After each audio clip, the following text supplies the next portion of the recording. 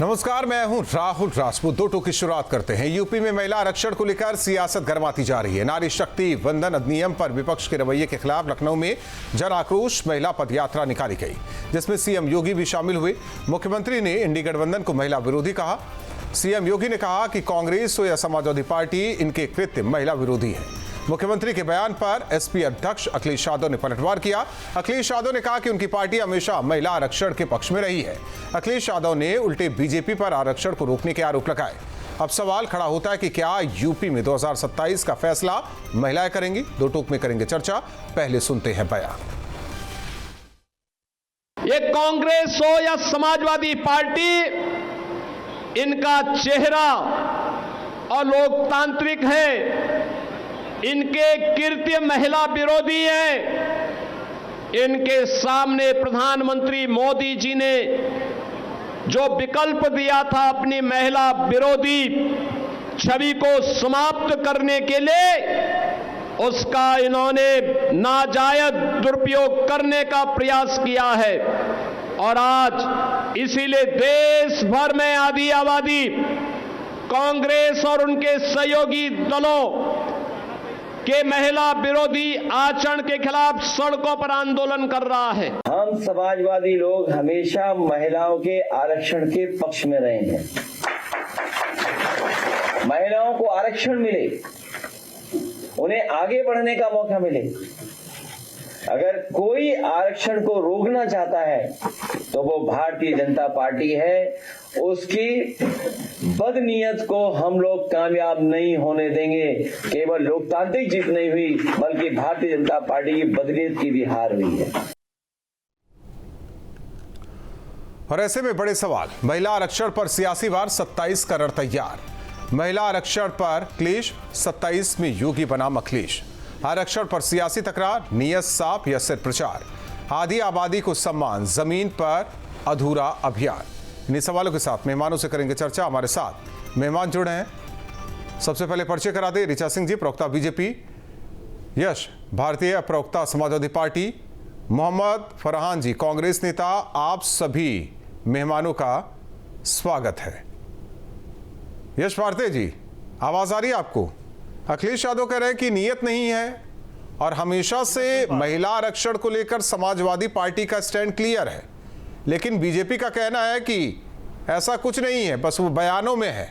संसद से लेकर और जगह महिलाओं के हक की बात कही जाती, उन्हें हक, अधिकार दिया नहीं जाता।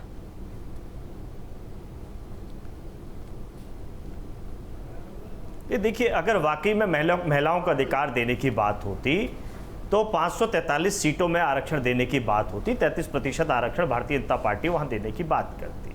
लेकिन सीटें बढ़ा करके जो मामला परिसीमन का है उसको महिला आरक्षण से जोड़ना, ये अपने आप में दोगलापन है।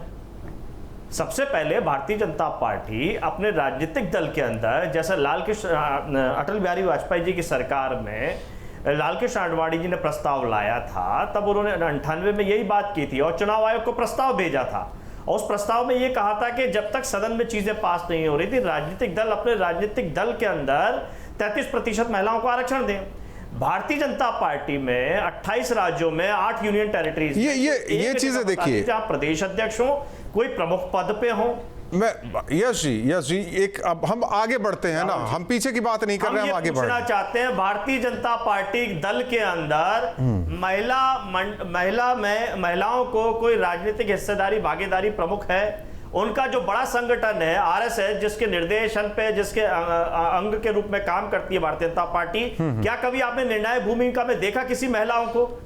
जो महिला विरोधी संगठन है, जो महिला विरोधी सरकार है, वो महिलाओं की सुरक्षा की बात नहीं, मैं उधर नहीं जा रहा हूं। मैं तो उनके संसद में हूं, विधानसभा में हूं, वहां उनकी मतलब चेहरा ज्यादा दिखे, इसकी बात कर रहा हूं। मैं ये चीज समझ, यश भारती जी ये बात करना चाह रहा हूं। वो आपको विरोधी बता रहे हैं, आप उनको विरोधी बता रहे हैं। देखिए, वंदन अधिनियम वो पास हो चुका है। अब बारी थी कि आगे कैसे बढ़ा जाए, उसका एक फॉर्मूला तैयार किया गया था। वही सब कुछ है, वही आकर काम खत्म होता है। अगर वो फॉर्मूला आप लोग मान लेते तो ये सारी चीजें 29 में लागू हो जाती। लेकिन अब उनका कहना है कि वो फॉर्मूला आप लोगों ने माना नहीं। अब जनसंख्या भागीदारी वाली बात हो रही है। परसीमन वाली बात हो रही है, ये खिंच के चला जाएगा 29 के और आगे चला जाएगा। सवाल इस बात को लेकर है कि वो देना चाहते हैं। आप राहुल जी एक मिनट बात तो सुनिए, आप लोग देना नहीं चाहते, वो ये कहना चाह रहे हैं, वो डिलीवर करना चाह रहे हैं। समाज में तो यही डिलीवर हो रहा है ना, वोटर्स के बीच यही डिलीवर हो रहा है, आधी आबादी के बीच यही प्रसारित किया जा रहा है। देखिए, समाज में तो ये डिलीवर हो रहा है जो महिला आरक्षण 2023 में भारतीय जनता पार्टी की सरकार ने ढिंडोरा पीट करके हमने हक दे दिया का प्रचार प्रसार कर दिया था। अब वो कह रहे हैं कि विपक्ष ने हक छीन लिया। ये जो दोगलापन और ढिंडोरा ढंगोसला किया जा रहा है, ये जनता के बीच में जा रहा है। हम सवाल ये पूछ रहे हैं कि आखिर ओबीसी, एससी, एसटी, अल्पसंख्यकों को अगर आरक्षण मिल जाएगा, हिस्सेदारी, भागीदारी मिल जाएगी और ये सब चीजें जनगणना के बाद संभव है। आपको राहुल जी 4 लोगों को गेस्ट बनाना था, आपने 4 लोगों के हिसाब से तैयारी करके रखी थी। मान लीजिए टेक्निकली कोई दिक्कत आ जाए या कोई एक गेस्ट नहीं आएगा तो आपने बैकअप में कुछ और प्लान करके रखा होगा। भारतीय जनता पार्टी की सरकार बिना जनगणना के, बिना गिनती के आखिर कौन सी नीति बनाती है?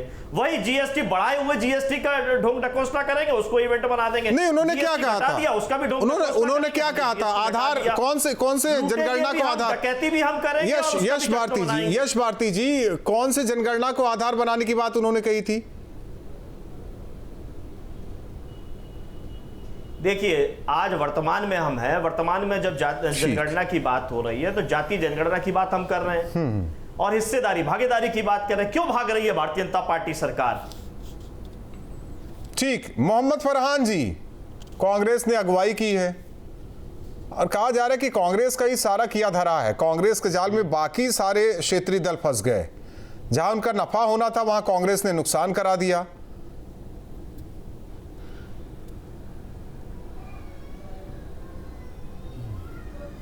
हाँ, कांग्रेस ने ही भारतीय जनता पार्टी को तख्ती बनवा कर दी थी कि जैसे ही आपका बिल गिरेगा आप फौरन तख्ती लेकर पार्लियामेंट के पटल पर और पार्लियामेंट के बाहर तख्ती लेके खड़े हो जाइएगा। और कांग्रेस ही है जो इस टाइम सारी चीज़ों की बुराई है और दिक्कत है।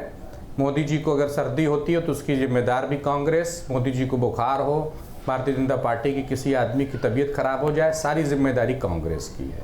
हम तो स्वीकार कर रहे हैं क्योंकि भारतीय जनता पार्टी की, अच्छा ये भी बता दीजिए, देश के प्रधानमंत्री जी अपनी पत्नी जी को अपने साथ नहीं रखते, इसकी भी जिम्मेदार कांग्रेस है। सोनिया जी हैं, राहुल जी हैं और प्रियंका जी हैं। वैसे तो भारतीय जनता पार्टी के जिन लोगों ने महिलाओं का वैसे तो इंदिरा गांधी ने अपने एक बहू को घर से निकाल दिया था, तो इससे क्या किसी के व्यक्तिगत बातें यहाँ करने बैठे हुए हैं क्या आप? है कि नहीं? नहीं, इंदिरा गांधी ने अपने एक बहू को बाहर निकाल दिया था, उसकी भी बात कर लीजिए फिर। उसको हक नहीं दिलाने पहुंच गए। ये व्यक्तिगत बातें हैं। नहीं तो ये व्यक्तिगत नहीं है क्या? फिर इसकी भी चर्चा कर लीजिए। व्यक्तिगत बातें हो गई, फिर इसकी भी चर्चा कर लीजिए। अब आप, हम महिलाओं की बात करने बैठे हुए हैं, आप व्यक्तिगत बातें हैं। हम महिलाओं की बात करने बैठे हुए हैं, आप मोदी की बात कर रहे हैं। तो भैया वो महिला नहीं है। अच्छा, वो महिला नहीं है, वो पुरुष हैं जिनकी मैं बात कर रहा हूं। नहीं, आपके घर की महिलाएं नहीं है क्या? केवल प्रियंका गांधी चुनाव लड़ेंगी क्या? केवल सोनिया गांधी चुनाव लड़ेंगी क्या? नहीं है, वही तो मैं कह रहा हूं, केवल प्रियंका गांधी चुनाव लड़ेंगी, सोनिया गांधी चुनाव लड़ेंगी। आपके घर की महिलाएं नहीं है क्या? भैया मैं कह तो रहा हूं,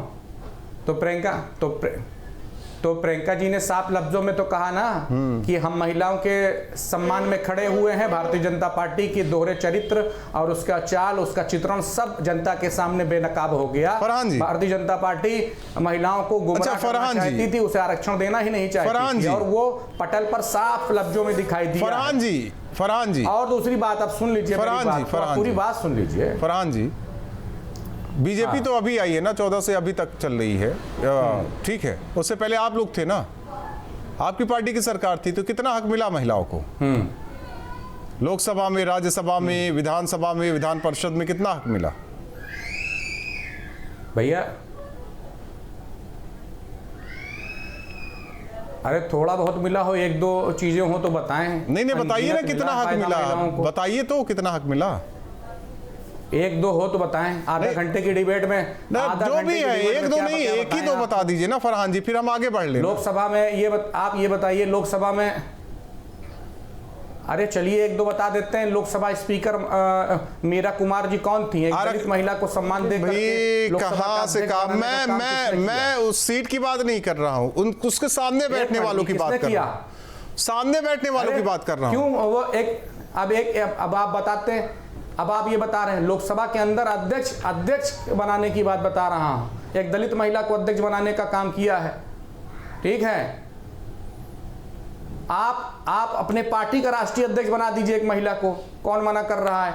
आप मध्य प्रदेश में बना दीजिए मुख्यमंत्री महिला को। मैं आपसे फरहान जी आपसे पार्टी की बात कर रहा हूं, आप उनकी पार्टी की बात कर रहे हैं। महिला को मुख्यमंत्री बना दीजिए। मैं एक ऐसी महिला जो कोई भी हो, सामान्य भी हो, SC ST OBC हो, वो जनता के बीच से चुनकर जाए उस सदन में। ऐसा क्या किया? 33% वो आरक्षण उनको मिल गया क्या? कि केवल एक स्पीकर बना देने से, राष्ट्रपति बना देने से महिलाओं की भागीदारी हो गई? नहीं, महिलाओं की भागीदारी की बात कर रहा हूं। एक बता दीजिए तो मैंने एक बता दी है। एक मिनट, वो अपना बताएंगे, मैं आपसे पूछ रहा हूँ। राष्ट्रपति क्या प्रतिभा देवी पाटिल को नहीं एक मिनट, एक महिला को कांग्रेस ने राष्ट्रपति नहीं बनाया? तो उससे क्या सभी सभी महिलाओं की भागीदारी तय हो गई क्या? कांग्रेस नहीं तो बनाया। 33% उसी से हो गया, पूर्ण हो गया उससे।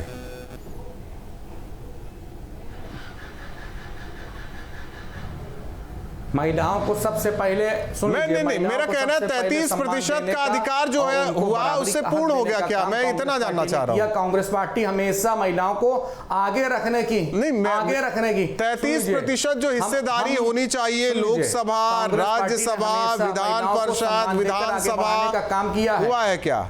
ठीक है, मैं मान लेता हूं कि आप लोग महिलाओं के अधिकार की बात करते हैं, उनको अधिकार देते हैं। ऋचा सिंह जी बिल्कुल हुआ। मैं कहां कह रहा हूं? ऋचा सिंह जी, आप लोग क्यों महिलाओं का अधिकार नहीं दिए? ये क्या करवा दिया आप लोगों ने छीछा लेकर इतना? वो तो कहते हैं हम तैयार हैं, लेकिन वो 2023 वाला फॉर्मूला लागू कर दीजिए। अगर 29 में करेंगे तो जनगणना करके कीजिए। राहुल जी, गली गली में शोर है, समाजवादी पार्टी और कांग्रेस पार्टी महिला अधिकारों की चोर है। नारी शक्ति वंदन अधिनियम का जिस तरीके से चीरहरण करने का काम समाजवादी पार्टी और कांग्रेस पार्टी ने किया, और सिर्फ चीरहरण नहीं किया, उसके बाद मेज थपथपाकर ये लोग बेशर्मी से उसका जश्न मनाते नजर आए। नारी शक्ति वंदन अधिनियम की प्रक्रिया जो लागू होनी थी, उसकी भ्रूण हत्या करने का महापाप। ठीक है ऋचा सिंह जी, लेकिन उनका कहना है कि केवल राजनीति के आधार पर इसे लाया जा रहा था, वोट बैंक के आधार पर इसे लाया जा रहा था। अगर लाना ही था तो इसे पहले लागू कर देते। 543, एक मिनट बात सुन लीजिए, 543 में लागू कर देते। अब बिना जनगणना, बिना परिसीमन के कैसे संभव था? ये फॉर्मूला कैसे आ गया ये कि नहीं यहां इतनी सीटें बढ़ जाएंगी, यहां इतनी सीटें बढ़ जाएंगी, इसे लागू कर दे? किस लिए वो सपोर्ट करे, ये बता दीजिए आप। राहुल जी, मैं इस पर आपको 2-3 महत्वपूर्ण बात कहना चाहती हूँ, मुझे 2 मिनट का समय दे दीजिए। 543 सीटों पर महिला आरक्षण बिल लागू नहीं हो सकता। महिला आरक्षण को लागू करने के लिए सीटों को बढ़ाना आवश्यक है, और सीटों को बढ़ाने के लिए परिसीमन और जनगणना एक वैधानिक प्रक्रिया है, जिसको 2023 के बिल में डाला गया था। आदरणीय प्रधानमंत्री मोदी जी की प्रतिबद्धता थी कि इन्होंने सर्वसहमति से इस बिल को न सिर्फ पास कराया, बल्कि उन्होंने यह भी सुनिश्चित करने का काम किया कि महिला आरक्षण बिल धरातल पर लंबे समय तक पेंडिंग न रह जाए, 2029 से लागू हो पाए। इसके लिए जरूरी है कि बिल लाकर गणना को परिसीमन, महिला आरक्षण बिल को परिसीमन से मुक्त किया जाए। इसीलिए परिसीमन का एक नया फॉर्मूला बनाया गया, जिसके आधार पर प्रत्येक राज्य की 50% सीटें बढ़ाने की बात कही गई। ठीक है, लेकिन किसी भी राज्य का प्रतिनिधित्व एक मिनट ऋचा जी, महत्वपूर्ण बात है। हमारे साथ एक और मेहमान है, उनको भी टाइम देना है। नहीं, आपने टेक्निकल डॉक्टर राखी आनंद अग्रवाल जी, सामाजिक कार्यकर्ता, उन्हें भी टाइम देना है। मेरी बात सुनिए, जो राजनीति चल रही है, हमें नहीं पढ़ना उसमें, जो राजनीति चल रही है उसकी बात कर रहे हैं। क्या ये संविधान में है कि बिना परिसीमन, बिना जनगणना के हम लागू कर दे, उतनी सीटें बढ़ा दे? ये फॉर्मूला है क्या संविधान में? वही तो संशोधन करवाने गए थे ना आप लोग। ऋचा जी, अनम्यूट कर दीजिए, आवाज नहीं आ रही है। देश में 7 बार जनगणना हुई है और 4 बार ही केवल परिसीमन हुआ है। अगर 2-3 परिसीमन तो अभी पेंडिंग है, तो 2011 की जनगणना को आधार मानकर और 50% का फॉर्मूला लागू करके परिसीमन कर दिया जाता तो उस परिसीमन से डर कांग्रेस पार्टी को, क्योंकि इन्होंने जो जातिगत ढांचा बना हुआ है, इनको डर लग रहा है कि वो टूट ना जाए। परिसीमन तो होगा ही, इनको इसका सामना करना पड़ेगा। लेकिन सवाल इस बात का है कि महिला आरक्षण अधिनियम लागू ना हो जाए जमीन पर। ये परिवारवादी पार्टी कांग्रेस और समाजवादी पार्टी जो चाहती है कि हमारे परिवार की महिलाएं तो पहुंच जाए, ऐसा क्यों कह रहे हैं? पहली राष्ट्रपति महिला, उन्होंने, उनका कहना कि हमने दिया, अध्यक्ष, लोकसभा अध्यक्ष उन्होंने दिया, उसी से 33%, हाँ 33% से वो हो जाता है। राहुल जी, इसमें 2 जवाब और ले लीजिए। अभी यश भारती जी को चूंकि मालूम नहीं है, होमवर्क करके नहीं आते हैं, भारतीय जनता पार्टी के संगठन में 2008 से 1/3 सीटें महिलाओं के लिए सुनिश्चित है, पहली बात। और इस देश की तमाम राज्यों में महिला मुख्यमंत्री देने का काम भारतीय जनता पार्टी ने किया। कांग्रेस पार्टी ने किन राज्यों में बना दिया, और समाजवादी पार्टी में तो खैर कोई सवाल ही नहीं उठता। इसमें तो पीढ़ी दर पीढ़ी तय है कि एक ही सैफई परिवार से होगा। आप मुझे बताइए कि देश की राजधानी दिल्ली में हमारी महिला मुख्यमंत्री है, राजस्थान में लेकर मध्य प्रदेश में महिला मुख्यमंत्री देने का काम भारतीय जनता पार्टी ने किया। उमा भारती, वसुंधरा राजे, सुषमा स्वराज, देश के सर्वोच्च पद पर ठीक, आदिवासी समाज से आने वाली, ठीक है, नहीं मैं उसमें नहीं पढ़ना चाह रहा हूं। मैं आता हूं, यश जी आता हूं, क्योंकि हमारे साथ सामाजिक कार्यकर्ता डॉक्टर राखी आनंद अग्रवाल जी भी जुड़ी हैं, उन्हें भी जानना जरूरी है। आप लोगों की बातें हो सकती हैं कि ये राजनीतिक हो अपने नफे नुकसान के हिसाब से, लेकिन डॉक्टर राखी आनंद अग्रवाल जी, आप कैसे देख रही हैं?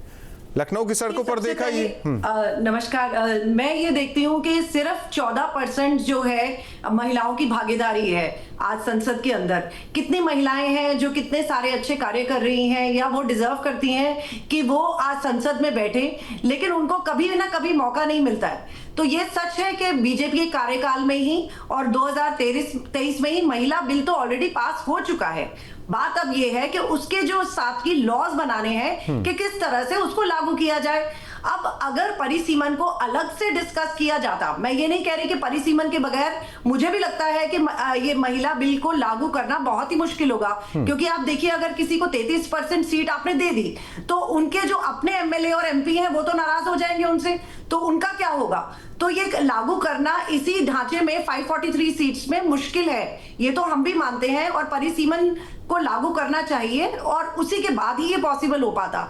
लेकिन पहले ये परिसीमन पे चर्चा पहले हो जाती तो अच्छा रहता, क्योंकि ये जो बिल उस दिन गिरा है तो उससे महिलाओं का मनोबल टूटा है। जो महिलाएं सोचती भी हैं कि उनको ये मिल गया था, उनके हाथ में ये आ गया था 30 साल के बाद, हमें ये आज हम इस स्टेज पे पहुंच गए थे कि संसद का रास्ता 33% महिलाओं के लिए खुल गया था, तो वो उनका आक्रोश है, उनकी नाराजगी है, उनका मनोबल टूटा है। तो ये चीज नहीं होनी चाहिए थी। उस दिन जो हुआ वो अच्छा नहीं हुआ, तो परिसीमन को अलग से अगर डिस्कस कर लेते। और लेकिन डॉक्टर राखी आनंद जी, उसके बाद अब जो हो रहा है, उसके बाद जो अब हो रहा है, बीजेपी का प्रदर्शन कांग्रेस समाजवादी पार्टी को लेकर यूपी में, बाकी राज्यों में तो चल ही रहा है। दूसरी ओर समाजवादी पार्टी यूपी में ये बोलती है कि बीजेपी जाने वाली है, इनका रवैया अब तो विपक्ष वाला है, विपक्ष वाली आदतें सीख रहे हैं, सरकार होते हुए भी ये विपक्ष वाला रवैया है। अगर महिला अधिकारों की बात हो रही है उस पर, और ये भी कहा जा रहा है समाजवादी पार्टी महिला अधिकारों के लिए हमेशा आगे रही है। जी, मैं बिल के कारण खुश नहीं हूं, लेकिन फिर भी मैं कहूंगी कि बीजेपी के कार्यकाल में ही हमें बेटी बचाओ बेटी पढ़ाओ मिला, उज्ज्वला योजना मिली, सुमंगला योजना मिली, और यही नहीं, उन योजनाओं को धरातल तक भी डाला गया। मैं एक सामाजिक कार्यकर्ता हूं और मैं रोज देखती हूं कि इसका कितना प्रभाव हमारे नहीं, इतनी बड़ाई मत कर दीजिए, नहीं तो अभी इसी चर्चा में आपको बीजेपी वाला बोल दिया जाएगा। नहीं, मैं बीजेपी वाली नहीं हूं, मैं बिल्कुल न्यूट्रल होकर बात करना चाह रही हूं कि मैं खुद नजीबाबाद के बिजनौर में रहती हूँ, बिजनौर के नजीबाबाद में रहती हूँ, और महिला सुरक्षा को देखते देखते मुझे भी यहाँ 20 साल हो गए रहते रहते, कि देखते हुए मैंने तो खुद डिफरेंस देखा है इस पार्टी में के अंदर। तो मैं ये नहीं मानती कि इनकी मंशा नहीं थी कि ये बिल को पास नहीं कराना चाहते थे, और मुझे बहुत उम्मीद थी कि अगर ये बिल पास हो सकता है तो शायद ये इन्हीं के कार्यकाल में हो सकता है, या मोदी जी के कार्यकाल में ही हो सकता है। यश भारती जी कांग्रेस के साथ भी रहे, कांग्रेस से नाराज भी रहे, बाहर से सपोर्ट भी करते रहे, अभी भी साथ अब जाकर साथ आए हुए हैं। सवाल इस बात को लेकर है, हक तो मिला नहीं ना इतने सालों में महिलाओं को, जो 33% का आरक्षण उन्हें मिलना चाहिए था संसद में, विधानसभा में, वो आज तक नहीं मिला। मिलेगा कैसे? वो देने की कोशिश कर रहे हैं और ये बताया जा रहा है कि आप अड़ंगा लगा रहे हैं, और एक तरफ कहा जा रहा है कि नहीं, हम तो देने हमेशा तत्पर हैं। वो तत्परता आज तक दिखी नहीं।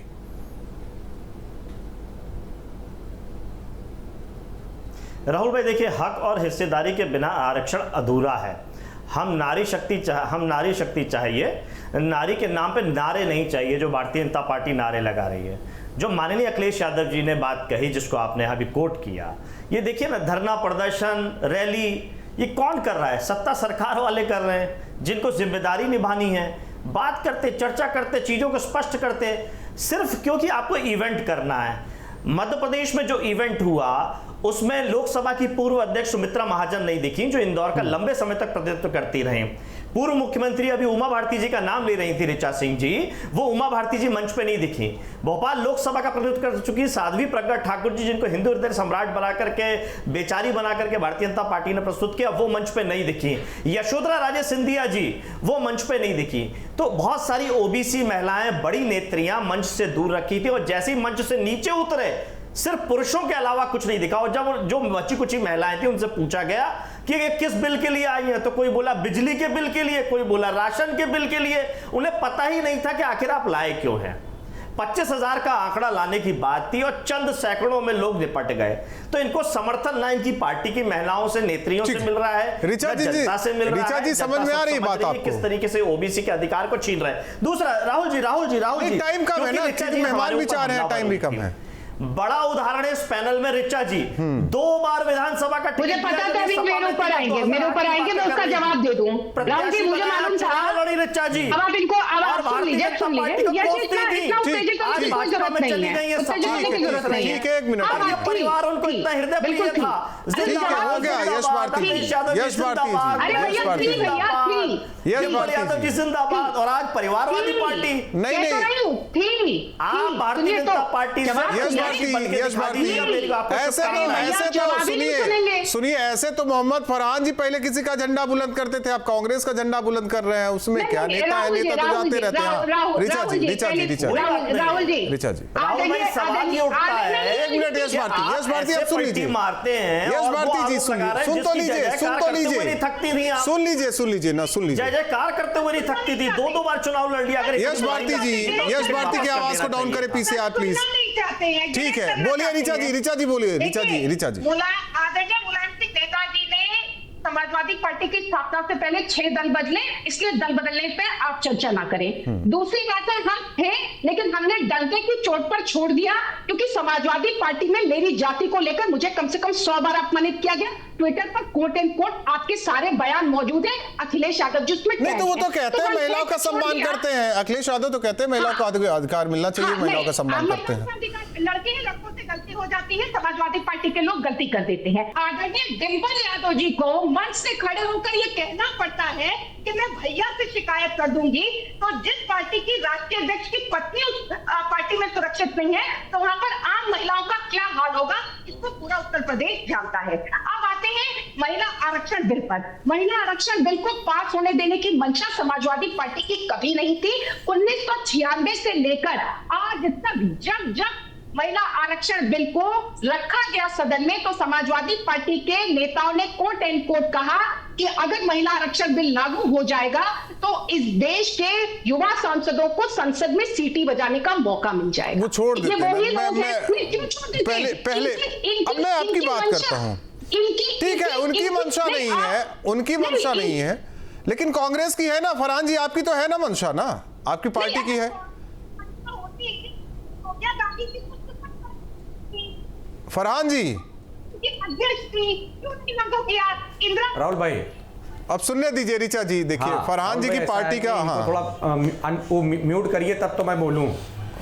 महिलाओं की आवाज दबाना चाहते हैं क्या फरहान जी? देखिए राहुल जी, ऐसा है, देखिए हम महिलाओं की आवाज को जनता के बीच में मजबूती से उठाना चाहते हैं और उठाते रहे हैं। अब आप ये देखिए, गोरखपुर में एक 9 साल की बच्ची के साथ बलात्कार होता है, 8 लोग बलात्कार करते हैं और एक भी व्यक्ति का इनकाउंटर नहीं होता है। और सरकार किसकी उत्तर प्रदेश में? कांग्रेस पार्टी की है। अगर यहाँ बीजेपी की सरकार होती तो 100% 8 के 8 बच्चों का उनका इनकाउंटर हो जाता, क्योंकि 9 साल की बच्ची के साथ गैंग रेप किया गया। ठीक है, मणिपुर में महिला को निर्वस्त्र करके टहलाया गया, महिलाओं का इज्जत लूटी गई, वहां पर भी आप तो मैं तो कोई बोलने वाला नहीं था। मैं तो कह रहा हूं 33% आरक्षण दे ही दीजिए सदन में, बात रखी। वो अपना हक, प्रज्वल रवन्ना, अधिकार, अपना नियम कानून बनवा लेंगे। प्रज्वल रवन्ना के बारे में आप जानते हैं? कहां जा रहे हैं आप? प्रज्वल कहां जा रहे हैं आप? मैं कह रहा हूं 33% आरक्षण दे दीजिए, वो अपना हक, अपनी आवाज उठाएंगी। जैसे रवन्ना को जानते हैं कि नहीं जानते? मोहम्मद फरहान जी, सैकड़ों महिलाओं का मोहम्मद फरहान। अब आप देखिए राहुल भाई बोलने नहीं देते ना। नहीं, ये राहुल भाई जिस तरीके से आप बीजेपी के नेता को मैं बीजेपी की बात नहीं, हम महिलाओं की बात करने बैठे हुए, आप कहां ले जा रहे हैं? अच्छा ये बताइए, प्रज्वल रवन्ना सैकड़ों महिलाओं का रेप करे और उसको बीजेपी क्या नाम है प्रचार करे, और उसके बाद फिर वही बीजेपी कहे कि हम महिलाओं को आरक्षण देना चाहते हैं, तो ये कौन सा चेहरा और चरित्र रहेगा? अच्छा ये बताइए, जंतर मंतर पे वो कौन सी बेटियां बैठी थी, वो कौन सी बेटियां बैठी थी और किस व्यक्ति के लिए बैठी थी, तो उनके खिलाफ क्या कार्रवाई की भारतीय जनता पार्टी ने? केवल टिकट मात्र काट दिया।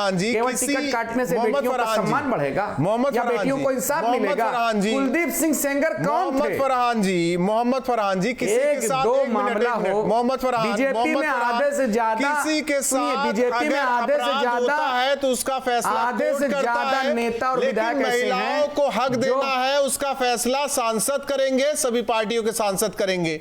ये दो अलग अलग चीजें हैं। वो आप तय कीजिए कि इससे तय होगा कि उससे तय होगा। जाते जाते एक छोटा सा कमेंट डॉक्टर राखी जी, एक छोटा सा कमेंट, महिला उत्पीड़न के मामले, एक छोटा सा कमेंट डॉक्टर राखी जी। अब मैं ये कहना चाहती हूँ कि केवल महिलाओं के नाम पर राजनीति हो रही है, ना तो ये कांग्रेस पार्टी करेगी ना बीजेपी करेगी। बहुत ही अफसोसजनक है कि कोई लोग महिलाओं के मुद्दे अगर सॉल्व हो सकते हैं तो महिलाओं के खुद संसद में आने से ही हो सकते हैं। तो मेरी राय यही है कि सभी महिलाएं उठ खड़ी हो, अपने जो हक है उसके लिए खुद ही लड़े और खुद ही अपनी काबिलियत से संसद तक पहुंचे ताकि वो अपनी बात खुद रख सकें। बहुत बहुत धन्यवाद आप चारों मेहमानों का हमारे साथ जुड़ने के लिए। तो जाहिर तौर पर महिला आरक्षण का ये रण हमें लगता है कि 27 तक जारी रहेगा, या हो सकता है कि उसके आगे तक जारी रहे। लेकिन इस दौरान ये बताने की कोशिश की जा रही है कि कांग्रेस समाजवादी पार्टी महिला विरोधी है, और ये दोनों पार्टियां बता रही है कि बीजेपी ऐसा कुछ करने की कोशिश में नहीं थी, उसे पता था कि ये सब कुछ होने वाला है और उससे पहले तैयारी की गई थी। लेकिन सवाल है, दूसरी ओर महिलाएं पूछ रही हैं कि हालांकि हमें हमारा हक कब मिलेगा, ये तमाम दल तय करें। दो टूक में इतना ही।